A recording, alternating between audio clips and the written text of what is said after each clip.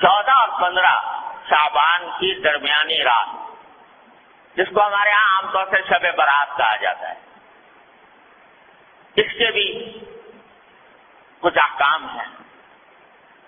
یہ ایک ایسی رات ہے جس کی فضیلت متعدد روایات سے ثابت ہے، اور اس رات میں عبادت کو موجب اجر و ثواب قرار دیا گیا ہے عام راتوں سے زیادہ۔ آج کل بعض حضرات یہ فرماتے ہیں کہ شب برات کی کوئی حقیقت نہیں ہے، یا اس کے بارے میں کوئی صحیح حدیث سے ثابت نہیں ہے۔ یہ بات درست نہیں۔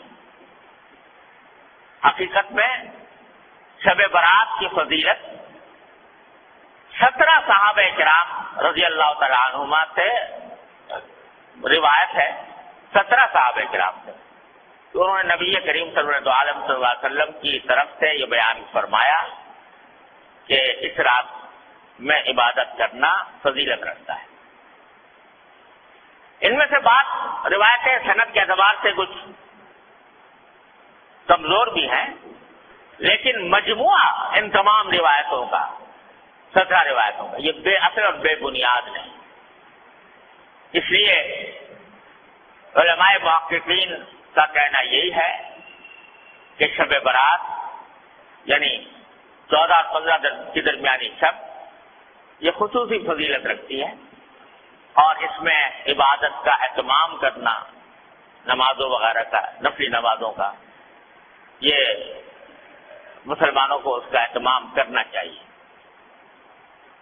اور اس میں بعض روایتوں سے معلوم ہوتا ہے کہ اللہ تبارک و تعالیٰ کا منادی اس رات میں آواز لگاتا ہے کہ الا هل من مستغفر فاغفر له، سنو کیا کوئی ہے جو اپنے گناہوں کی مغفرت مانگنے والا ہو اور میں اس کی مغفرت کروں۔ هل من مبتلا فاعافیہ، ہے کوئی مبتلا مصیبت، مشکلوں میں مبتلا، جس کی مصیبت کو میں عافیت سے تبدیل کروں۔ یہ ساری رات اللہ تبارک و تعالیٰ کی طرف سے اعلان ہوتا رہتا ہے۔ لہذا اس رات میں جاگنا اور عبادت کرنا یہ عام راتوں سے زیادہ فضیلت کا سبب ہے۔ دعائیں کرنا بشرطے کہ وہ عبادت اسی طرح کی جائے جس طرح جناب نبی کریم سرور دو عالم صلی اللہ علیہ وسلم نے فرمائی، اس میں بھی اپنی طرف سے کوئی اضافہ نہ ہو۔ جیسا ابھی میں نے بتایا، مثالیں دی آپ کو کہ اپنی طرف سے اضافہ کوئی شریعت میں مقبول نہیں۔ کل محدثۃ بدعہ وکل بدعۃ ضلالہ، ہر نئی بات جو انسان دین میں پیدا کرے وہ بدعت ہے، اور ہر بدعت گمراہی۔ تو شیطان تو انسان کے پیچھے لگا ہوا ہی ہے، اسے دیکھا کہ یہ رات فضیلت والی آنے والی ہے، تو اس فضیلت والی رات میں مسلمان متوجہ ہوں گے، اللہ تعالیٰ کی طرف رجوع کریں گے، عبادتیں کریں گے، دعائیں مانگیں گے، تو میرا تو گھاٹا ہو گیا۔ لہذا اس نے ایسے ایسے طریقے ایجاد کروا دیے کہ لوگ جو ہے عبادت سے ہٹ کر ان طریقوں میں لگ جائیں، اور ان کی وجہ سے اس رات سے جو فائدہ اٹھایا جا سکتا تھا وہ نہ اٹھاتا۔ کیسے طریقے گڑھ لیے کہ بھائی نماز پڑھو یا نہ پڑھو، شب برات کا حلوہ ضرور پکاؤ۔ وہ نماز پڑھو یا نہ پڑھو، عبادت کرو یا نہ کرو، لیکن حلوہ پکانا ضروری فرض۔ اگر کوئی نہ پکائے تو قابل ملامت ہے، بھائی اس کے گھر تو شب برات کا حلوہ بھی نہیں پکتا، یہ بڑا وہابی ہے، یہ جو ہے ایسا کنجوس ہے، بخیل ہے کہ اس کے گھر میں حلوہ ہی نہیں پکتا۔ اب کوئی خدا کا بندہ پوچھے کہ بھائی حلوے کا کہیں ذکر قرآن میں، حدیث میں، صحابہ کرام کے تعامل میں کہیں ہے کہ بھائی شب برات کے دن حلوہ پکنا چاہیے. نہ قرآن میں اللہ تعالیٰ نے فرمایا، نہ نبی کریم صلی اللہ علیہ وسلم نے ارشاد فرمایا، نہ صحابہ کرام کے عمل میں کہیں اس کا کوئی دور دور کوئی نشان نظر آتا ہے، مگر یہ حلالی بات اور اس کو فرض اور واجب سے زیادہ ضروری قرار دے. کوئی پوچھے بھائی حلوہ نہ پکاؤ یہ بدعت ہے، ارے بھائی حلوہ پکانے میں کیا ہے؟ حلوہ کوئی حرام چیز ہے؟ تو یہ جواب، ارے بھائی حلوہ حرام کوئی چیز نہیں، روز پکاؤ، لیکن شب برات کو خاص طور پر حلوے کے لیے مخصوص کر لینا اور اس کو فرض قرار دینا اور واجب قرار دینا، کوئی نہ پکائے تو ملامت کرنا، یہ اپنی طرف سے دین میں اضافہ ہے جو اللہ تعالیٰ کو گوارا نہیں. تو ایک تو یہ شگوفہ چھوڑ دیا شیطان نے.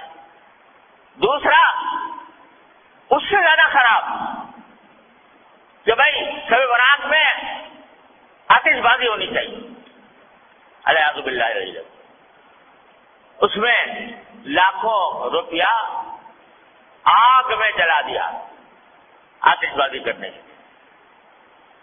آتش بازی ہو رہی ہے اور آپ جانتے ہو کہ اس آتش بازی نے جانے کتنے بے گناہوں کی جان لی ہے. بوری بازار کراچی کا آج بھی گواہ ہے، اسی شب برات کی آتش بازی کی ہلاکتوں کا گواہ ہے کہ کس طرح پورا کا پورا بازار جو ہے وہ نظر آتش ہو گیا، جل کر ختم ہو گیا. اب سے بھی وہ بات ہے کہ نہ قرآن میں، نہ حدیث میں، نہ صحابہ کرام کے تعامل میں، نہ بزرگان دین کی وصیتوں میں کہیں بھی نہیں اپنی طرف سے شب برات کے ساتھ آتش بازی کا شگوفہ چھوڑ دیا. یہ شیطان حلوہ پکانا تو چلو بھائی عام دنوں میں جائز تھا، حلال تھا. یہ آتش بازی جو ہے تو عام دنوں میں بھی اس طرح آتش بازی کرنا کہ جس میں پیسے کا ضیاع ہو، جس میں جانے ضائع ہونے کا اندیشہ ہو، یہ تو عام دنوں بھی حرام ہے. تو اس مبارک رات میں جس میں اللہ تعالیٰ گناہوں کی مغفرت مانگنے کو فرما رہے ہیں، جس میں دعائیں مانگنے کے لیے فرما رہے ہیں، اس میں یہ کام کرنا تو اتنی بڑی بری بات ہے. تو یہ چھوڑ دیں.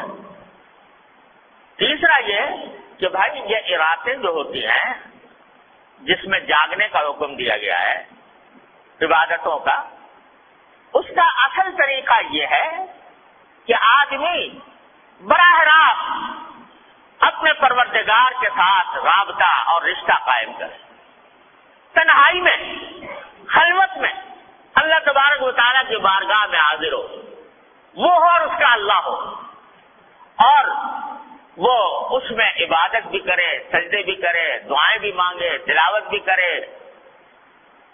جتنا آدمی خلوت میں، تنہائی میں اللہ تبارک و تعالیٰ کی عبادت کرے گا، اتنا ہی اللہ کے ساتھ مضبوط تعلق پیدا ہوگا، اتنا ہی اجر و ثواب ملے گا، اتنی دعائیں انشاءاللہ قبول ہوں گی.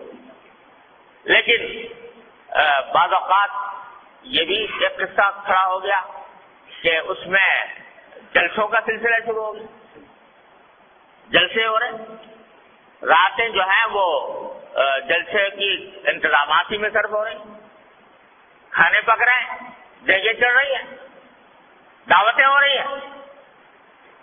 تو نتیجہ یہ کہ وہ اوقات جن کا لمحہ لمحہ قیمتی تھا وہ جلسوں کے انتظامات میں صرف ہو رہا ہے، دیگیں چڑھ رہی ہیں، کھانا پک رہا ہے اور لوگ دعوتیں کر رہے ہیں. ارے بھائی یہ اللہ نے رات عطا فرمائی ہے، یہ اس کا جتنا بھی حصہ موقع مل جائے، اچھا تو ہے کہ پوری رات پوری نہ ہو سکے، جتنا موقع مل جائے گوشہ تنہائی میں اپنے اللہ سے رابطہ قائم کرو، جیسا کہ نبی کریم صلی اللہ علیہ وسلم فرماتے. تو اس میں نمازیں، نفل نمازیں پڑھے، لمبی لمبی صورتیں اگر یاد ہیں وہ پڑھے، دعائیں کریں، مناجات مقبول دعائیں، نبی کریم صلی اللہ علیہ وسلم کی دعائیں ہیں وہ کریں، اپنے ذات کی دعائیں کریں. آج پوری امت مسلمہ ایک عظیم آزمائش میں مبتلا ہے اور ہمارا ملک خاص طور پر گھرا ہوا ہے، تمام چاروں طرف سے خطرات اور فتنوں میں گھرا ہوا ہے. اس کے لیے دعا کریں اور اللہ تبارک و تعالیٰ سے مانگیں. اس کام میں اس رات کو صرف کرنا چاہیے. اللہ تعالیٰ آپ فضل و کرم سے ہم سب کو اس کی توفیق عطا فرمائے. اور بھائی اس کے بعد اگلے دن جو ہے یعنی 15 شعبان، اس کے روزے کے بارے میں کوئی حدیث صحیح نہیں. یہ جو مشہور ہے کہ اس رات کا اس دن کا روزہ رکھنا جو ہے وہ خاص طور پر اس دن کا روزہ، اس کے لیے جو حدیث آئی ہے وہ بہت کمزور ضعیف ہے، قابل اعتبار نہیں. البتہ ابھی بات کر چکا ہوں کہ شعبان کے سارے ہی مہینے میں آپ روزے رکھا کرتے تھے، سارے مہینے کے اکثر ایام میں روزے رکھا کرتے تھے. لہذا وہ فضیلت جس طرح آج کے دن کو حاصل ہے اسی طرح کل کے دن کو بھی حاصل ہے، پرسوں کو بھی حاصل ہے، ترسوں کو بھی حاصل ہے. اور جنہوں میں نہیں رکھ سکے اس دن رکھ لو. لیکن خاص طور سے 15 شعبان کے روزے کی کو زیادہ فضیلت سمجھ کر روزہ رکھنا مناسب نہیں. لیکن سارے شعبان میں جب بھی موقع مل جائے رکھ دیا جائے. اس طرح اس شب برات کو، اس رات کو گزارنا چاہیے. اللہ تبارک و تعالیٰ سے دعائیں کرنی چاہیے. البتہ ایک بات اور سمجھ لیجئے، ایک روایت میں آتا ہے کہ اللہ تعالیٰ اس رات کے بارے میں بھی آتا ہے، شب قدر کے بارے میں بھی آتا ہے کہ اللہ تعالیٰ اس رات میں اتنے لوگوں کی مغفرت فرماتے ہیں جس میں قبیلہ کلب کی بکریوں کے بال. آپ نے یہ فرمایا، قبیلہ کلب بہت بڑا قبیلہ تھا، ان میں بکریاں بہت ہوتی، ہر بکری کے جسم پہ بال بہت ہوتے. تو سارے قبیلے کی بکریوں کے بال جتنے ہیں اتنے انسانوں کے لگا مغفرت ہوتا، مگر فرمایا 2 آدمیوں کی مغفرت ہے. اللہ بچائے. ایک وہ جو کسی مسلمان سے کینہ رکھتا ہو کسی مسلمان سے. کینے کے معنی یہ کہ اس کی بدخواہی پر آمادہ ہو، بلا وجہ اس کو برا سمجھ کر اس کو تکلیف پہنچانے اور اس کو ذلیل کرنے کی فکر میں رہتا ہو. اللہ بچائے. ایک تو اس سے گناہ معاف نہیں ہوتا اس رات، اور ایک فرمایا وہ جو اپنے پاجامہ، شلوار، پتلون جو بھی پہنے ہوئے ہے اس کو ٹخنوں سے نیچے لٹکائے.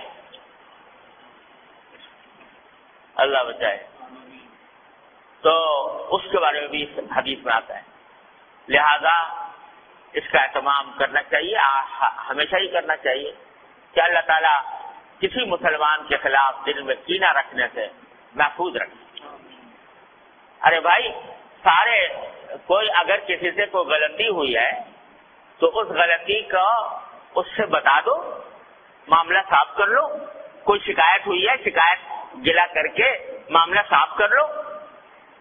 اور تمہیں شریعت نے یہ بھی حق دیا ہے کہ جس نے جتنی تکلیف پہنچائی ہے تم اتنی اس کو بھی پہنچا دو، بدلہ لے لو برابر سرابر کا.